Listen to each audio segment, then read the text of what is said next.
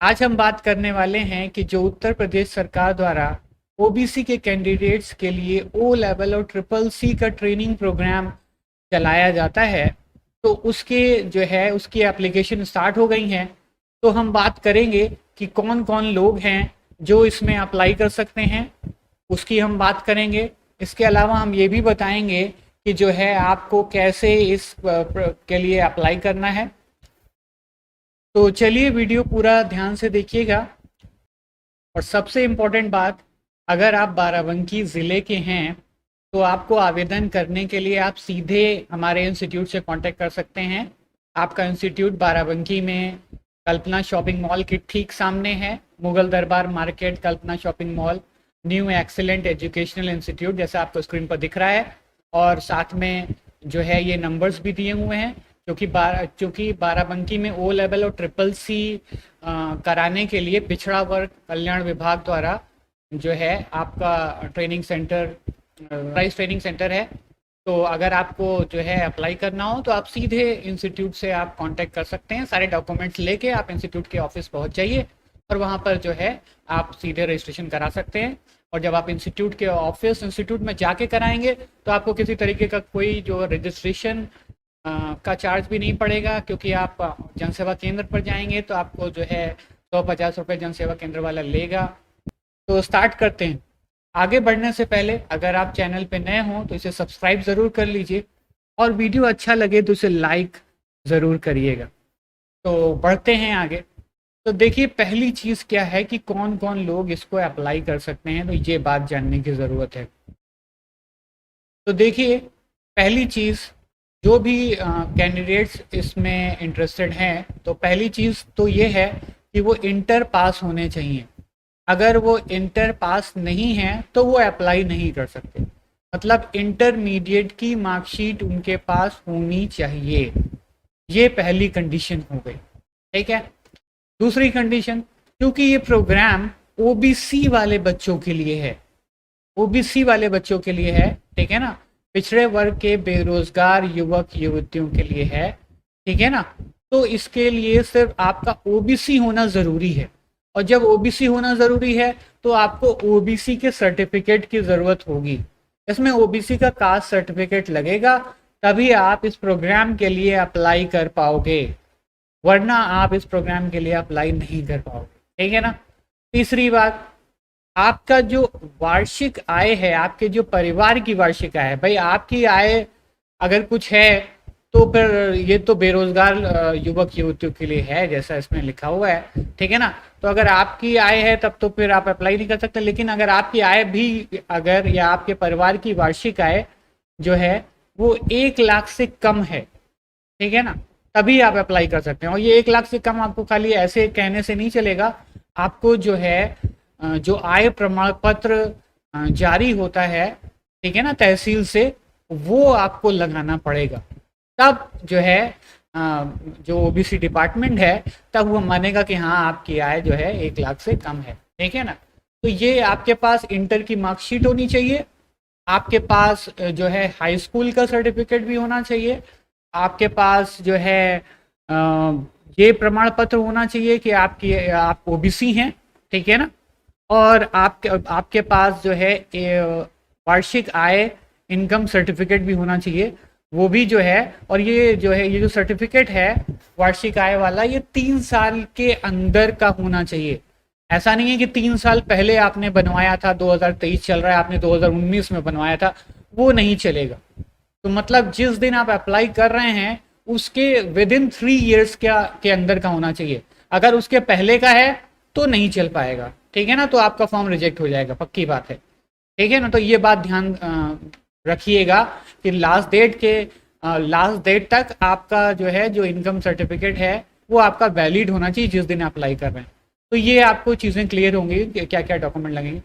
फिर हम बात करते हैं इसमें सिलेक्शन प्रोसेस की, ठीक है ना। ये जो सिलेक्शन प्रोसेस है, ये सिलेक्शन प्रोसेस आपका जो है इंटर की मेरिट पर इसमें सिलेक्शन होगा। ये नहीं कि जो है जितने बच्चे अप्लाई करेंगे सबका हो जाएगा, ये सिर्फ सीटें इसमें सीमित होती हैं।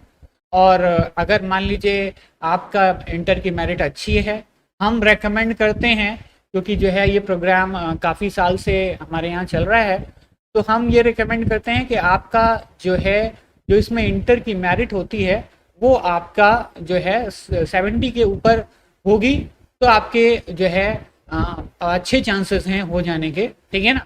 70 के से कम होगी तो कम चांसेस हैं आपके होने के, ठीक है।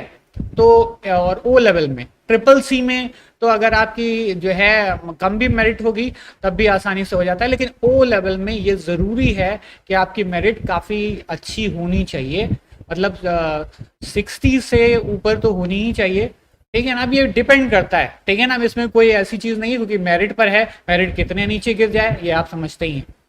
दूसरी बात इसमें सबसे इम्पॉर्टेंट चीज़ है जो बच्चे ध्यान नहीं देते हैं, इसमें अटेंडेंस जो होगी वो 75% से कम नहीं होनी चाहिए। मतलब अटेंडेंस का मतलब है कि जब आपका नाम आ जाएगा, जब सरकार आपका चयन कर लेगी कि आप ये ट्रेनिंग करने के लिए एलिजिबल हैं, तो जो इसमें उपस्थिति होनी चाहिए वो 75% होनी चाहिए।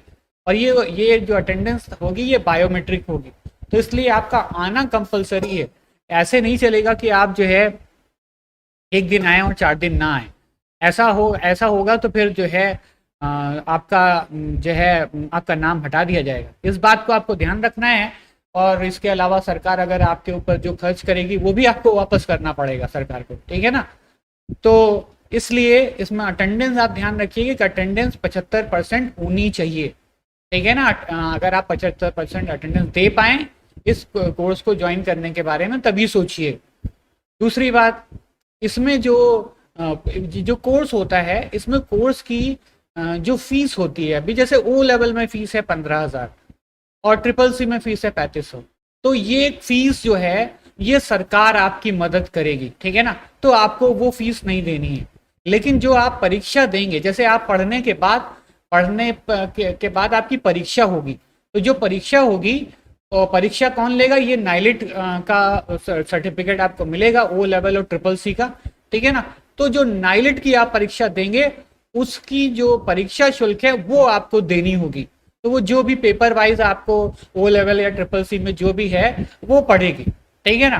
तो ये मतलब ये नहीं है कि ये जो आपकी ट्रेनिंग है ये निःशुल्क है, लेकिन ऐसा नहीं है कि कुछ बच्चे ये भी कंफ्यूज समझने लगते हैं कि जो है जो परीक्षा शुल्क भी नहीं पड़ेगी, परीक्षा शुल्क आपको वो देनी होगी, ठीक है। तो ये बात आपको क्लियर हो गई होगी। तो मेन होता है बच्चों को जो प्रॉब्लम होती है वो फीस नहीं दे पाते हैं, ठीक है ना। तो परीक्षा शुल्क तो जो है काफी कम होती है, लेकिन जो मेन होती है फीस, तो वो फीस आपकी सरकार पूरी मदद कर रही है। फिर उसके बाद जो है ये बात हो गई। उसके बाद अब जो है आपको अप्लाई कैसे करना है, सबसे इंपॉर्टेंट चीज़ है। देखिए अप्लाई करने के लिए इसमें जो है इसकी वेबसाइट है ओबीसी की, ठीक है ना। ये वेबसाइट है obcomputertraining.upsdc.gov.in। ये सरकार की वेबसाइट है, पिछड़ा वर्ग कल्याण विभाग की। यहाँ पर जाकर ऑनलाइन आप आवेदन कर सकते हैं और उसके बाद जो है या फिर आप किसी जनसेवा केंद्र पर चले जाएं, वहां पर जो है ऑनलाइन आवेदन कर सकते हैं। और आप चाहे जो है खुद से करें और चाहे जनसेवा केंद्र पे जाएं, आपको हार्ड कॉपी जो है जमा करने आपको विकास भवन जाना पड़ेगा। हार्ड कॉपी आपको विकास भवन में जमा होगी, ठीक है ना। तो पहले ऑनलाइन होगा और फिर उसके बाद हार्ड कॉपी जमा होगी।